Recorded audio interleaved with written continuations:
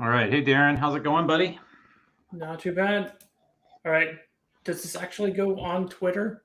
I'm trying to see if it's actually on Twitter. I Um, believe we are on Twitter and YouTube and LinkedIn and all sorts of other things since I see green yeah, check marks at the top. this is my first time trying this, but All yeah. right. Well, it Oh, looks someone like actually commented. we're live, apparently, Okay, cool. We are live. Apparently, people can see at least us. on YouTube. Hi, Kai. All right. Yep. So we're today's goal is just to do a first discussion about GPTScript.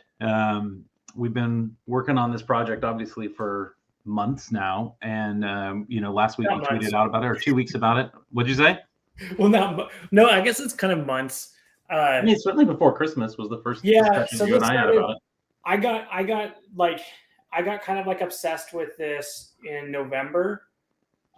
So yeah, GPT script as a code base has only existed for it was I wrote it 2 weeks before we announced it, so it's like that's been around for a month or so.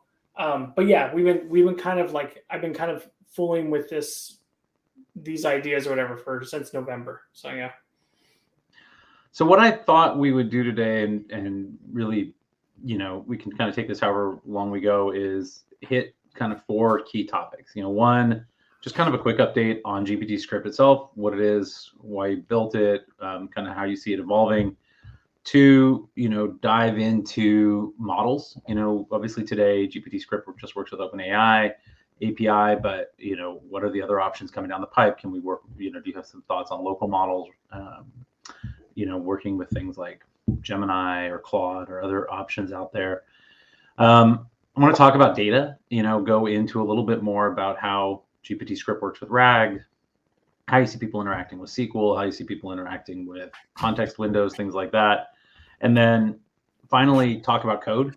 I know one of the things you've been working a lot with the last couple of weeks with the team is on sort of extending GPT-Script to work more closely with Python and Node and other things directly. So I think if we cover all those, it should give us more than probably the 30 to 40 minutes I was hoping we'd spend. yeah. I think that should be good.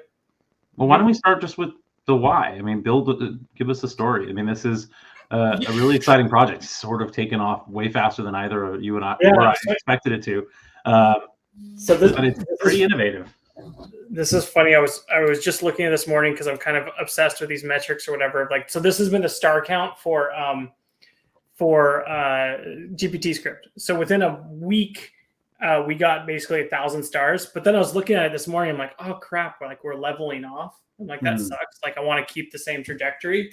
But then I'm like, oh well, let me look against runtime is our other project or whatever, which is it's a successful project or whatever.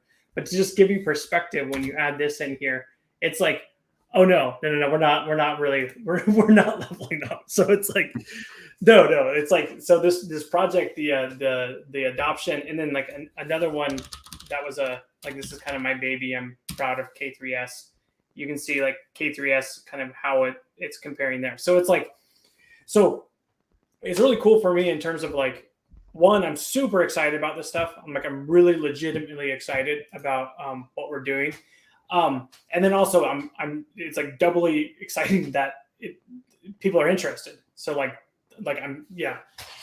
really kind of excited, but it's kind of like, why did we create GPT script? What we're trying to do, kind of the history of like when I started fooling around with GPT script, building it, or kind of the idea that turned into it a couple months ago. It all came around this idea of like, there's all this stuff going on in AI, but like, can I actually use AI to do anything interesting? Like, not like, it's like, can I actually like do something with it that I find interesting as an engineer? And so it was GPT script came from that perspective of not so much like I want to develop and create core new AI technology, but just like, can I use it to solve problems? And so a lot of like the challenges I ran into of like trying to use AI to solve problems was just kind of like the accessibility of the technology and stuff. It's like, how do I actually leverage this? You start getting into Python, all these things, and I could see that there's like very powerful stuff we could do, but it's like, it was just hidden behind all this layers or whatever. So it was like GPT-Script was just like, can I figure out an easier way to leverage AI to then try to accomplish something? And then like, as I got closer to building like the interface of like GPT-Script of like, okay, now it's easier for me to interact with AI, kind of to leverage it. Like, what can I actually accomplish with it? And then I just got super excited because it's like, oh, like everything I kind of tried seemed to basically work. Where it's like, oh, I can do a bunch of cool things. I think that's the first question I get all the time is just like, so what can you do with it? Like, what can you do with this? Can you build a chatbot? Is it for, kind of adding AI into my existing apps? Is it for building full agents? Like, what do you see people using GPT-Script for? Because the examples I've seen so far are pretty amazing in terms of how fast people are able to create things. Yeah. And they tend to be able to be like, oh, I saw one that was basically writing storybooks, and it was like, I want to write and illustrate a storybook based on this concept. And, the time to build that app and then the quality of what I got out of it was surprisingly high, right? It was, somebody worked on it for a day or two and they're like, oh, look, I can put in, say, show me the story of Hansel and Gretel. And I've got an illustrated picture book of Hansel and Gretel pulling AI. But it still kind of feels like, that still feels like Gen AI stuff I've seen before. Where what I'm curious is, do you see this being different than that? Like, is this an area where you can do a different kind of programming than just generative things? Give me a recipe.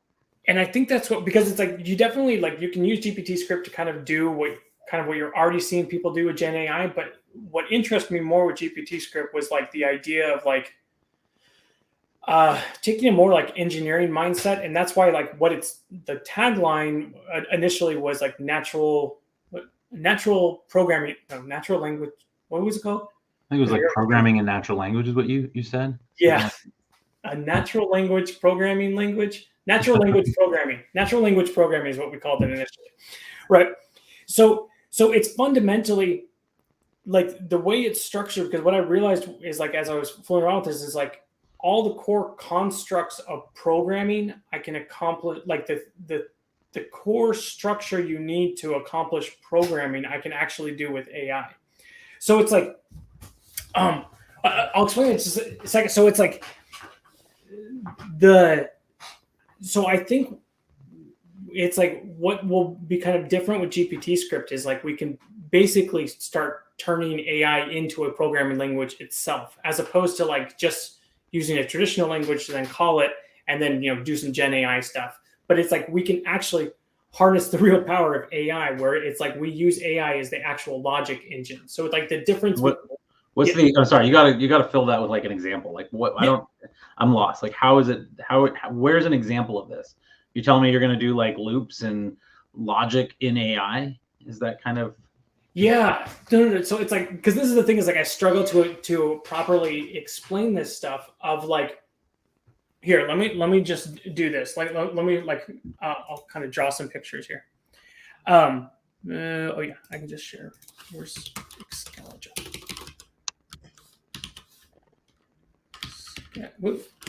Excalibur, right? Okay, so let me just talk about kind of like the core thing with the way GPT-Script is like, this is so dumb. Like, this is the basic thing. It's like we have this idea of a tool. Okay. So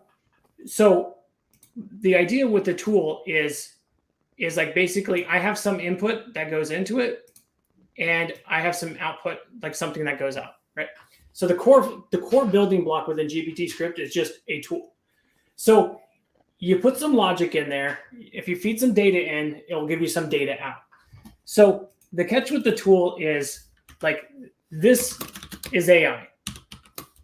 So we just basically put in some like natural language instruction. I can get an input and I can get an output. Okay. So instead of instead of me like doing something where a program would be pretty much like read, it's kind of like read a variable, perform a mathematical calculation, store it into a variable, print that out or something.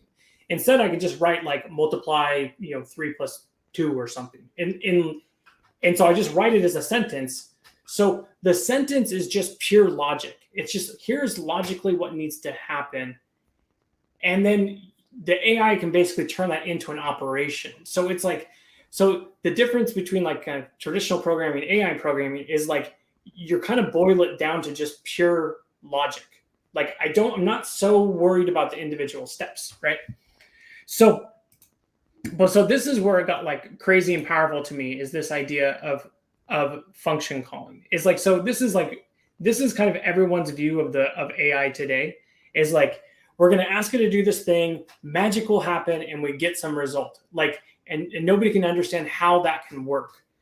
And I understand too, because like, I mean, I get that, because I also don't understand how that can work. But there's this very basic concept, and this is really the heart of GPTScript, is the idea of, well, if I have another tool over here, maybe I have two tools. So I can have a second tool here, and this tool can call this tool, and then this tool, so basically it can decide to call these two tools. But the invocation is AI decides when. Okay. So AI basically decides when it's going to call these tools. So I have this natural language of like, I want to accomplish this, and then I give it two other tools, and then it can say, oh, well, in order to accomplish this task, I need it to call this other tool. So this is like the basic building blocks of programming languages. Like a tool looks like a function can call other functions. So I can take any very complicated task and I can break it down into smaller subtasks, and then have AI decide when to like call those different things. So I can just take a very big complicated problem and then break it down into much smaller, simpler problems. So everything, it's like, I can structure pretty much any problem this way, and then it will, it's like I can kind of solve any. So it's like, this is just 100% AI solving all the problems or whatever. So I've kind of gone off on a weird tangent here. I can't remember exactly the question I was trying to answer. Well, I was trying to get you to give me to an example, right? I want to see this working. I want to understand, like, okay, what are the types of tools? What are the types of problems you see this being well suited to solve? Yeah. That you wouldn't solve with programming, or that you couldn't solve with traditional programming. So let's look at, well, so I mean, the one I've shown a bunch of times, but I still think is to just kind of give you, let's see, what's a good one? We can go with like,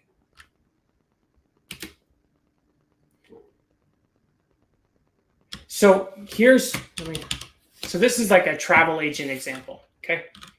So the idea is I want to plan a vacation, and then here is like basically the program that you would write.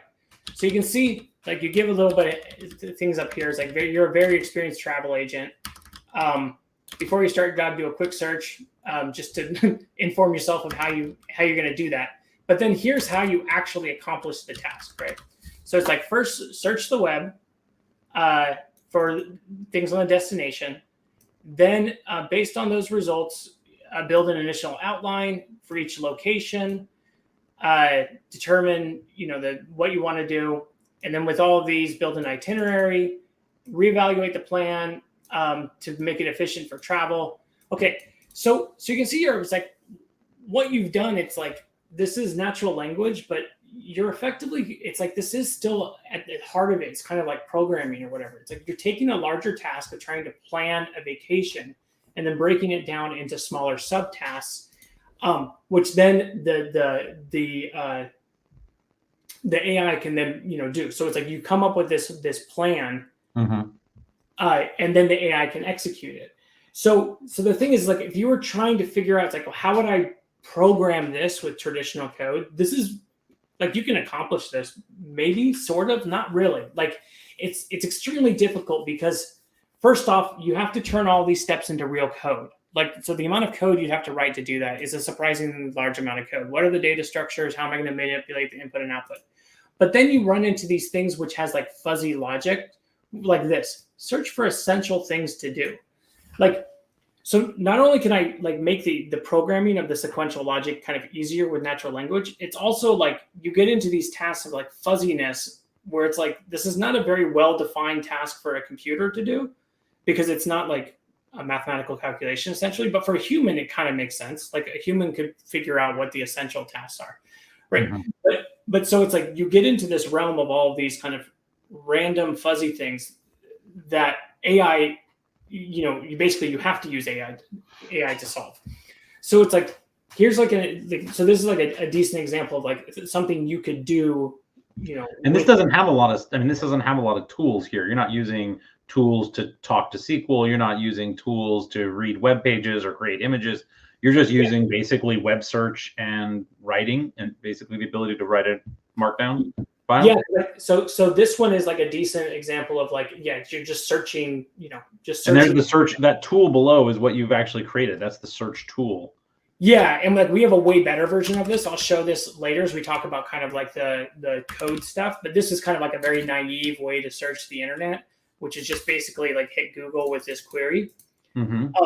But so it's like, so we just basically for this one we just gave it access to the anybody internet. can write any kind of tool like that. So that's a tool. That's a self-written version of search, not a tool we wrote as a, like you could write a tool that was better. You could write a tool that used, actual vision and looked at websites and actually read what was on them. You could do all sorts of things if you wanted to, and power it with tokens basically. And this is kind of like my kind of crazy ranting about AI and stuff is like, this picture here is like kind of a pure AI view of the world. But what GPTScript allows you to do really easily is you can say, well, this tool here is going to be code, instead of like this tool is purely AI. It's just a prompt.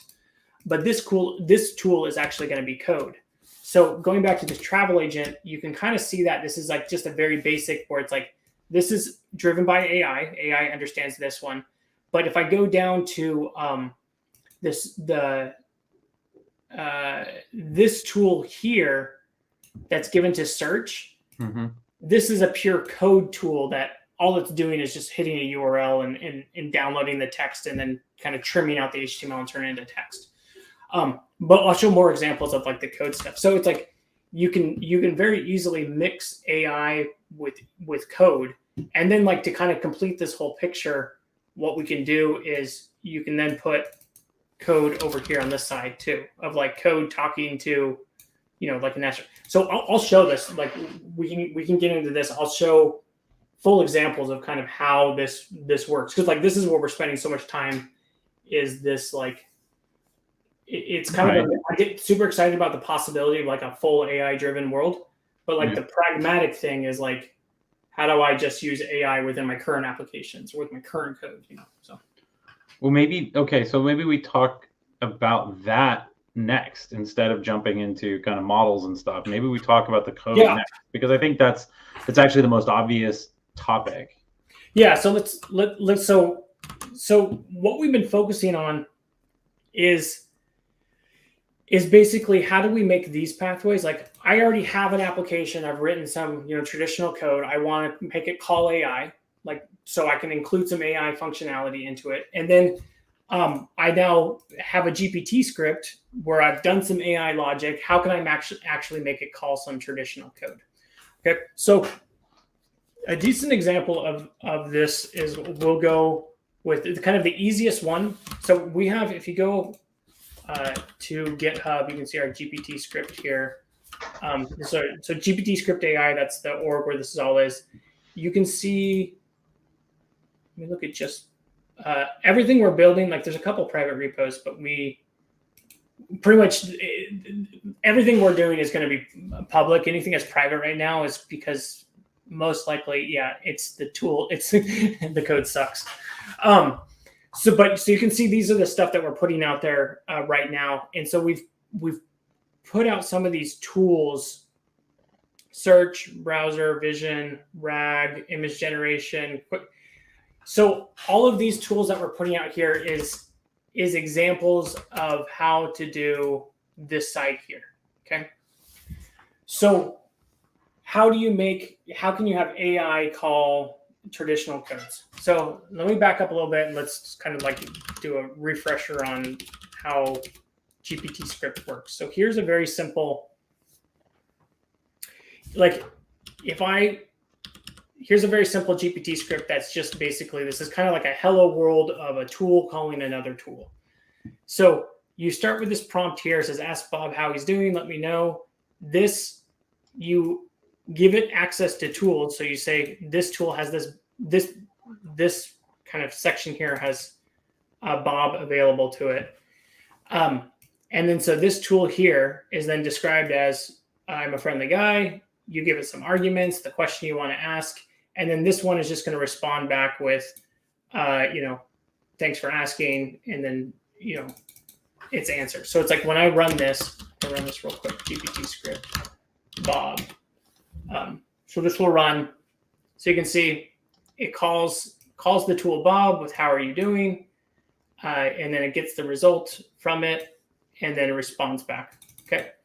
So that's like the basic flow. And I think I forgot to kind of mention this. It's like this little separator here. This is like how you separate different tools. So it's like this one script has two tools in it. One tool calls another. Okay.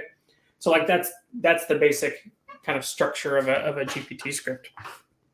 So what we want to be able to do is call, natural code instead of calling, traditional code. Instead of calling AI, we want to call code. So the kind of the simplest example we have right now, I think, is the image generation one.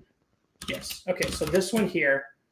So this is a very simple Python script that all it's going to do is it just actually makes one API call. Okay. So this is going to make one API call to, it ends up calling Dolly under the hood to generate an image. Okay. So in order for me to invoke this, I write this tiny little wrapper. So like I now have this tool. So this is kind of like the AI wrapper around the tool that you just say, okay, it's like I'm a tool that I can generate image based on the arguments. These are the arguments it's going to take. And then here it invokes this little script. Okay. So now I have a tool that is just purely code driven. There's actually no AI involved in this at all. Like if I execute this, like it will just call the Python directly. Okay. So now if I go into the examples here, let's see. Okay. So now if I want to use that tool, let me just show you. So in the previous directory, what I was looking at before was this tool.gpt. Okay. So if I want to use that tool, so now I'm doing now I'm going to write some AI, do a prompt, and I'm going to give it access to that tool. So I just say .. I just point it to that file. So now basically I can say, it says you're an artist who takes inspiration from impressionists and pointillism paintings. I don't even know what that is. It says, please come up with some new paintings. So now when I run this, let's see. Okay. So you can see like the very first thing it does is like it's going to call the tool. So at this point, it's invoking that tool. It's actually running the Python under the hood. I should probably print a message for that to know that it's running that command. But it's running the Python under the hood. It got the response to that. And now, the response to that tool was basically this URL, this image that it generated. And it looks like it's going to download that to this file, painting.png. So let's see. So it generated that. Okay. So now it's like, so you can see kind of like how easy this is of like, if I have any existing code to kind of do anything here, we actually use the code to wrap an AI function, but you could have it call, basically anything, like any existing service, whatever you want. So it's like you can very easily take that code, wrap it with a tool definition, which kind of gives it its GPTScript interface, and then invoke it. Okay, so let me show you.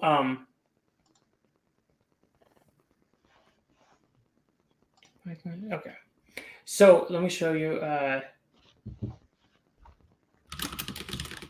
was going to see if I had a different. Nah. Oh well.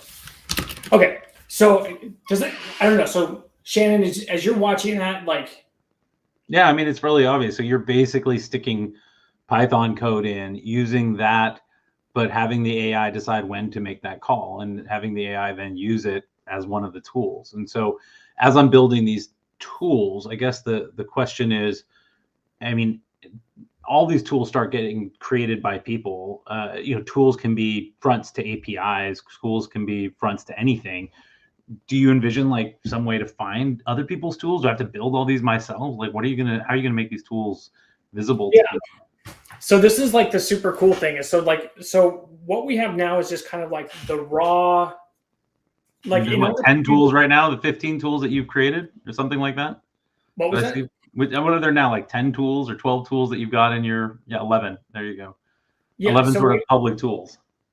So we have these tools. So if you want to use right now, like let's say like I just did the image generation. If you wanted to use this tool, so kind of like the crappy thing is basically right now you would have to clone this repo. You need to run Python to install the dependencies, and then you can start using this.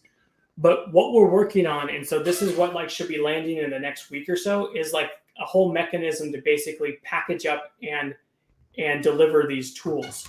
So instead of kind of going through this, I'll go to my examples. Okay. So instead of going through this, where basically I'm saying like point to this exact file, I would just say github.com GPTscript AI image generation. Okay. So this is what we're working on now. Is like you could just put the reference to the repo. And so GPTScript will then go, oh, like this is hosted in GitHub. It has a tool GPT in here. We basically need to clone that, set up Python, and then execute it. But we're initially going to support basically Python, Node.js, and Go, because we're a bunch of Go developers. But like Python and Node.js are kind of the easiest and most productive ones to build these tools in. So for you to build a tool that's integrating with natural code, it's like pretty much you just need to write, your little Python Node.js script, create a tools wrapper, and then host it in GitHub. And then anyone will be able to access that and use it. I know all the engineers out there will immediately start talking about all the security issues and how to clone and blah, blah, blah. And it's like, yeah, we're aware. Like we're working on all. Like I'm well aware of all the issues of how to do security. But so you envision like in 6 months, me, the non-programmer, is going to be able to find tools to do just about anything I want, right? If I want a tool to send an email, I want a tool to, create a graphic. If I want to graph some data, if I want a tool to call my Gmail and log in as me and filter it or something, or send an email as me, or log into my Salesforce, LinkedIn, whatever, am I going to be able to find tools to do all these types of things?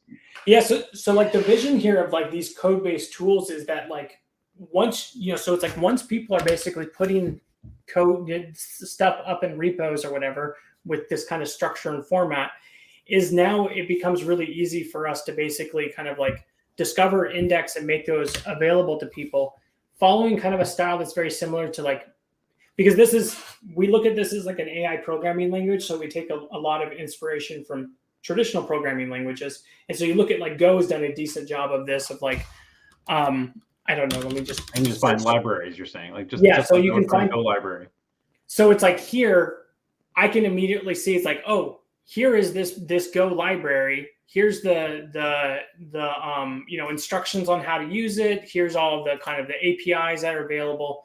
So we can build this exact same thing. But the cool thing about like this approach of like what Python Go's done here is like at no point did anyone ever have to publish this. It's like you just put the source code there, and because it's following conventions and whatnot, you can just find that and index it and show it. And so it's like somebody will be able to basically just put their tool on GitHub, and then we're building out kind of a similar, site or experience like this where you can now just discover and, so you'll be able to find those tools. And like kind of the cool thing about these tools is like, in order for it to be accessible to AI, like for AI to use it, it needs a good description and whatnot. So it's like this description is not just garbage. It's fundamental to how AI interprets the tool and how it should be used. and the arguments are too. So it's like, for you to create a tool that is functional, you have to have good descriptions, which then makes it so they're like self-documenting to a certain degree. It's like,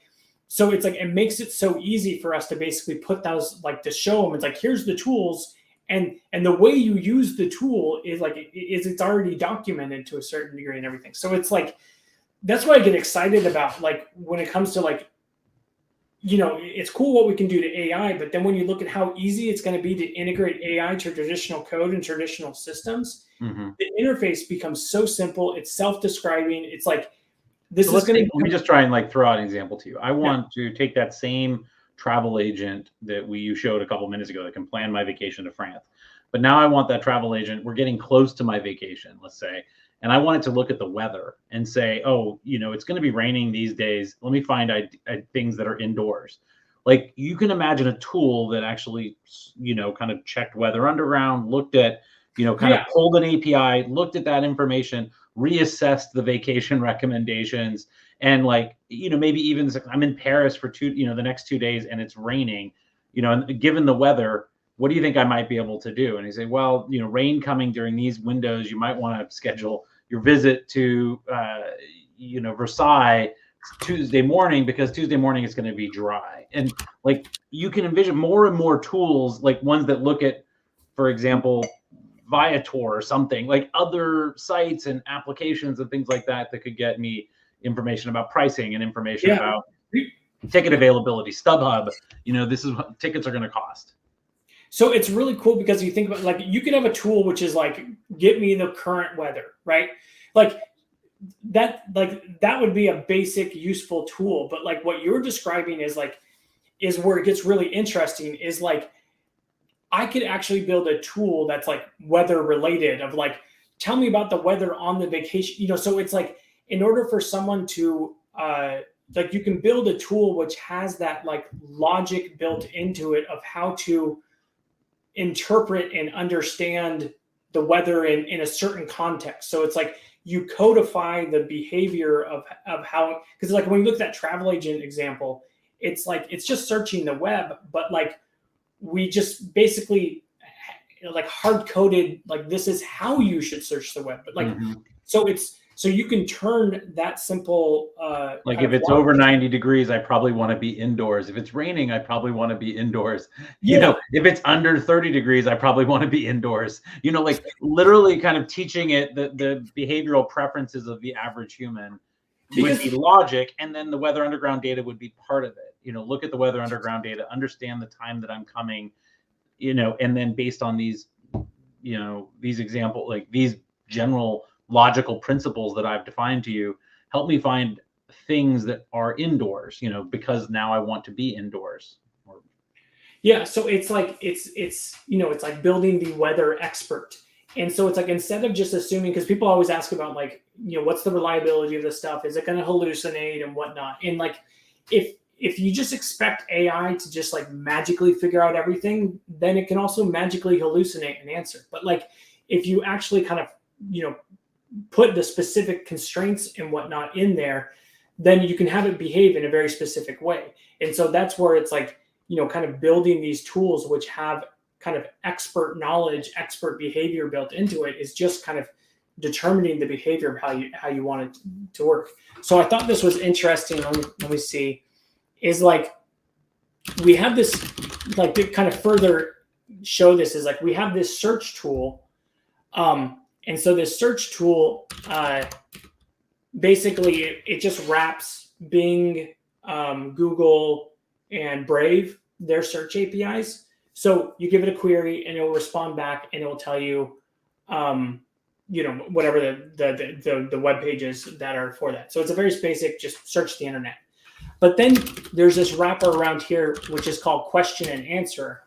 And this is actually more like a research, where it's like, this will search, get the response, look at the top 5 results. And then, so it's like, you're building in the logic of like, well, how do you actually like navigate and research on the internet?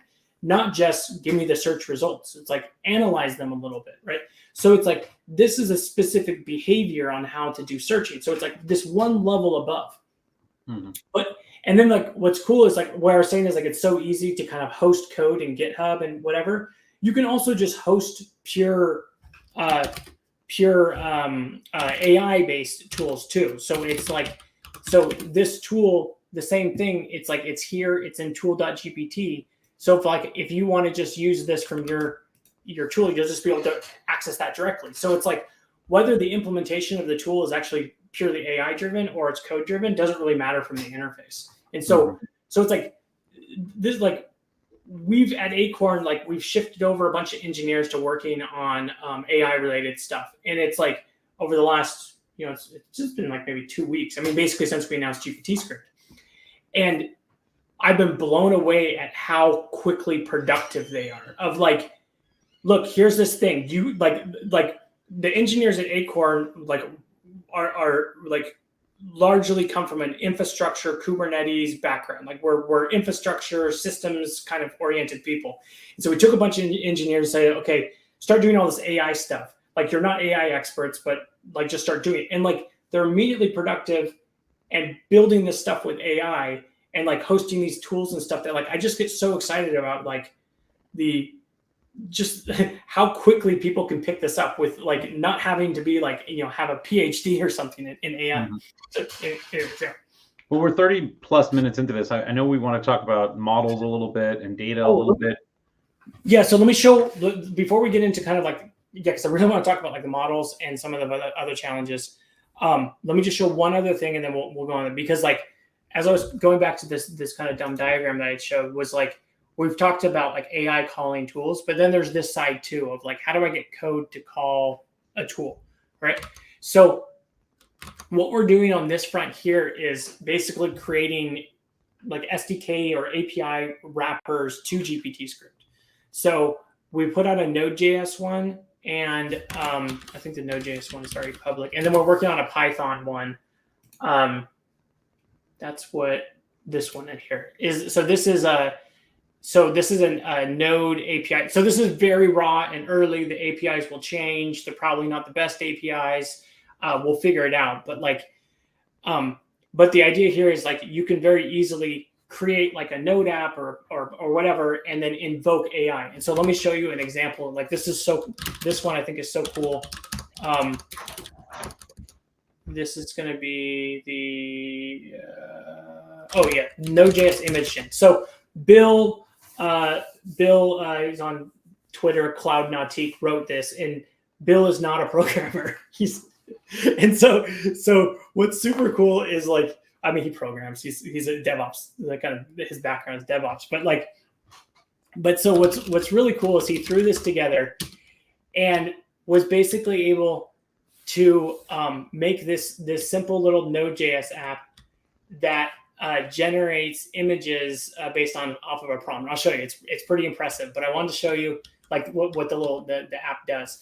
But so you can see here, this is like a little like generate the logo, and we just basically embedded kind of like the prompt in here, and then you can just call GPTScript exec. You get the output.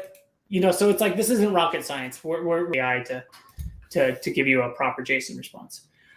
So let me show you this actual app. I don't know if I already have it running. Oops, I'm not a. What is it? Scripts. npm run dev. Okay, yeah, I think I already have it running somewhere in the background. So let me open it up here. Yeah. Okay. So this is, I'm going to click this because it takes a surprisingly long time to generate images. But so what Bill did was he did this thing where he created these 3 different artists. These are actually generated by AI. You can click new artists and it'll generate new ones.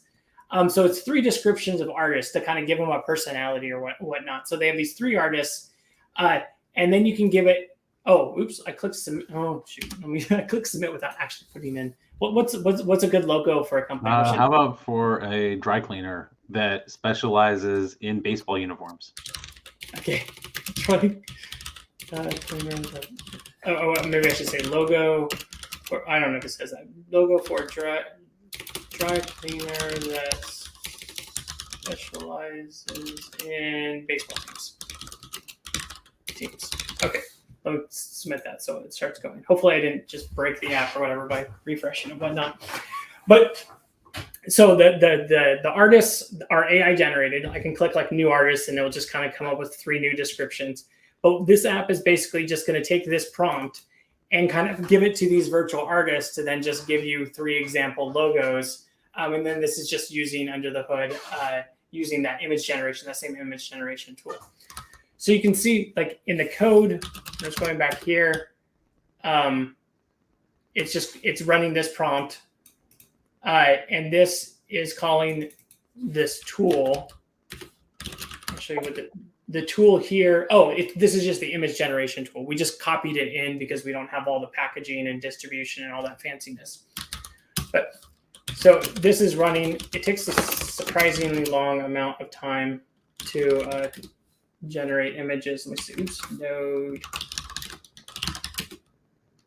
Let's see if it's running in the background. Yeah, it's still, it's running right now. Oh no, there.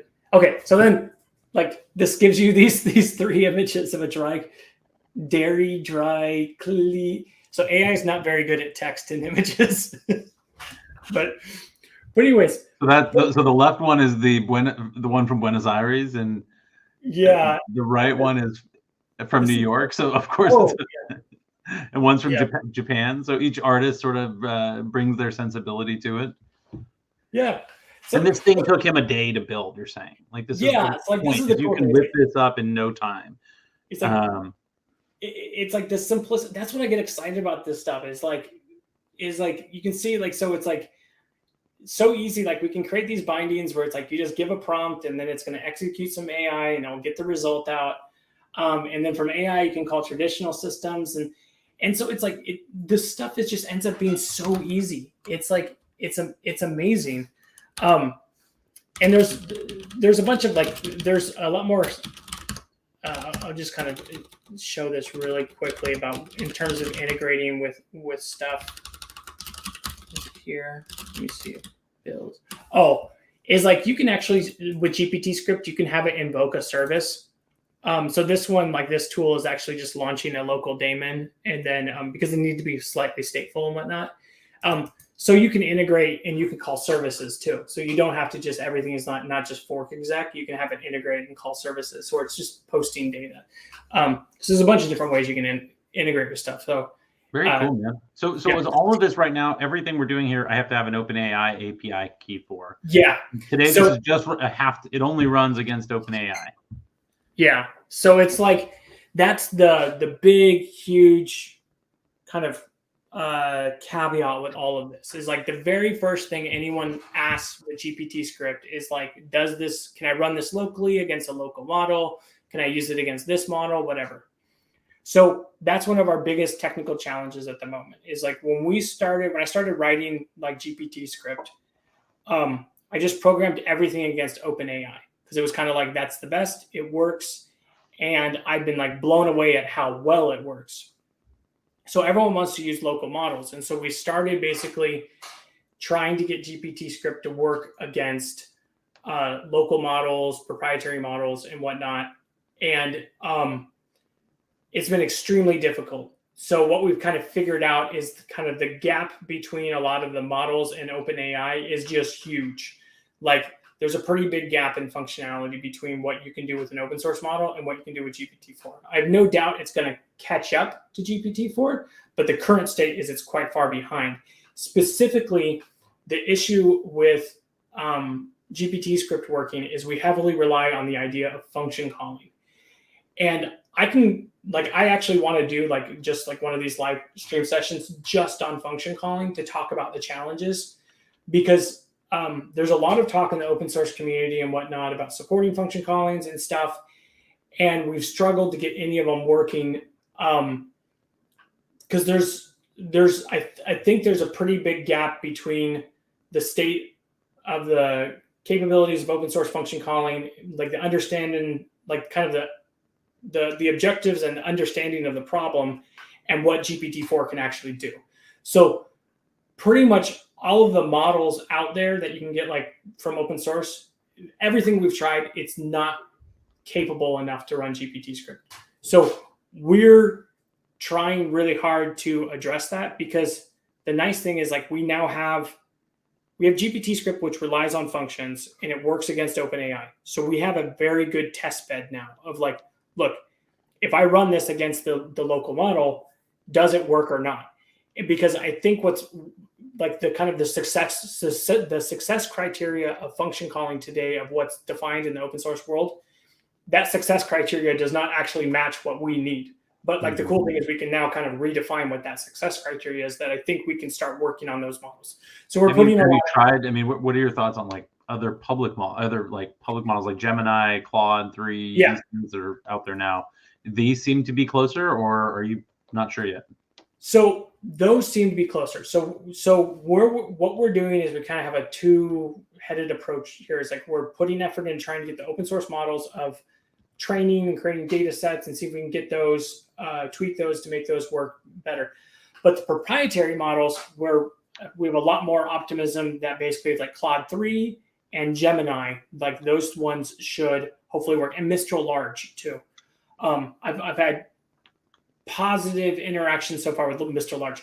So the big proprietary models we think are much closer. That was just more, we're struggling from a technical perspective of the differences in API. Like there's two levels of API differences. One is they have a completely different API, like Gemini. Gemini does not support the OpenAI chat completion API. And that GPTScript is fundamentally powered by the chat completion API. So Gemini just doesn't even implement that API. So we have to basically create a little shim there. And there's a bunch of projects out there like Light LLM that have those shims. Unfortunately, they don't fully work because they don't really do function calling very well. So there's weird, like all of the shims out there, they all seem to fall apart when it comes to function calling. So we're having to fool around and just build our own shims to just test them out. And so where we are with the proprietary models is that it seems like it's going to work, but we haven't fully proven it yet. But it seems very optimistic. So we're working on that. Like Gemini is the one we have furthest coming along. But we'll be looking at Claude 3 and Mistral Large. So I was saying, so like one of the issues is they don't support OpenAI API, but some of them do. So I think Claude 3 does. We haven't tried that one because I think that was just announced. But like Mistral Large, for example, supports the chat completion API with functions. But when you go and you use the API, you find there's a lot of oddities of like the OpenAI API is not there's a lot of ambiguities in the behavior of how it should respond. So it's not like documented of this is what it should actually do. So it's like, so what happens is like when you do it against OpenAI, it works. And then I try like Mistral Large, it blows up. And then you find out, oh, they had a slightly different interpretation of this one field or whatever. And so we're just working through those technical challenges. So I mean, just you would expect that in the not too distant future, you'd be able to have a relatively wide choice of LLM models to work against with something like GPTScript. Could you envision even using multiple models in the same script where so there's two Claude and OpenAI arguing about this, like, or I try them both and see who gives me the better answer? Or... Yeah, because that's, the kind of the future seems to be like kind of multimodal or whatever. Like there's different models for different reasons. Like, so GPTScript already under the hood, every single tool can say which model it wants to use. And then there's also like tools that are very AI specific, like image generation, which then also have its own model. So the approach with GPTScript is like, you will be able to kind of pick and choose for the individual tool and like that execution, which model you're running. So we're doing that all based off of using the OpenAI API as the abstraction layer. And there's just like a model parameter in there. And so we're kind of building an entire shim layer within GPTScript to abstract out and be like, oh, I want to use OpenAI here. I want to use Gemini here. I want to use Claude here, or I want to use this local model. Because like when it comes into fine tuning, for example, is like you can fine tune a model that understands your specific, let's say like dialect or syntax or some fine grained knowledge, some specific knowledge. So you might have like this one tool needs to use this AI model. So it's like, so we kind of going to let me use cheaper models for more mundane tasks. Yeah. One of the things I worry about is the cost of these scripts. I mean, I'm paying on my OpenAI API key, and it's not that much. I mean, it's a couple bucks or a buck or something, typically when I run one of these. But I'm curious, that can scale up if I've got a web service, if I'm offering that logo generator as a website, if every time I give one of those away, it costs me 20 cents or $1 or $3, my business model needs to take that into account, or whatever it is that I'm creating. Yeah, and that's like the reality. So it's like, if you want to fool around with GPTScript, it's like, it's going to cost you a couple bucks to like just fool around and do whatever. But like, if you actually like, oh, this is awesome, I want to make this part of my daily routine, or put it into a service or whatever, yeah, you need to be concerned about cost. It's not particularly cheap. So that's one of like my. I mean, it's no different than any other way of calling OpenAI. To be fair, it's just the costs are the same as any other way. Yeah, it's like, if you want to build a chatbot, you're paying the same price anyway. Yeah, but OpenAI costs what it costs. Yeah. So it's like, so that's why it's super important of like even if like the open source models take longer to get, if we can at least support multiple proprietary models, that at least gives you more choice, because the other models, I think all of them are cheaper than OpenAI. Yeah. So like you'll have cheaper, like hopefully you'll have cheaper options, you'll have more choice. But yeah, so that's the thing that I kind of, me personally, I've spent the most amount of time on trying to figure out solutions around supporting more models, trying to make this cheaper, faster, more accessible. Because we know like that's, I would say like the biggest barrier to adoption right now for GPTScript is actually the fact you need an OpenAI key and the cost of it. So we're almost out of time, and we've been on here for over almost 50 minutes. Did you want to talk a little bit about RAG, or do you want to maybe save that for next week? Yeah, I mean, that's probably, so it's like, because we're doing a lot, like there's a lot of challenges around data in how do we handle data? There's the kind of the more traditional, if you want to call it traditional, there's the RAG-based approach of that's really gathering knowledge. But then there's a lot of data issues with GPTScript of like, how do you handle larger data while you're processing things, but without blowing out the context window, which is 128K right now. It's going up. It's constantly increasing to millions of tokens. But even if we can get a larger context window, it's still expensive. Like it's like inefficient and slow. It doesn't make sense. So there's a lot of things we're doing, building into the core GPTScript of how to handle kind of data. You can think of from a programming perspective, the ideas of like stack versus heap or data streams. We're putting in concepts into GPTScript for that. But yeah, that's a whole nother discussion. So I think, so I definitely want to do a couple of like follow-up ones, like to touch on some of these. We just plan on, maybe having another one of these next week when we, to dive into that discussion a little bit further. Yeah. All right. Well, lots of different questions came in, but I think a lot of them were answered during the chat. I saw Bill answer a couple and Daishan answer a couple. So I think we can wrap it up. That was really great, Darren. If anyone has any other questions, feel free to hit up Darren on Twitter directly, or me on LinkedIn, or send us an email, Darren at Acorn, Shannon at Acorn, and we'll answer them the best we can. Thanks, Darren. It was great. All right. Thanks. Bye. Bye. Let's see.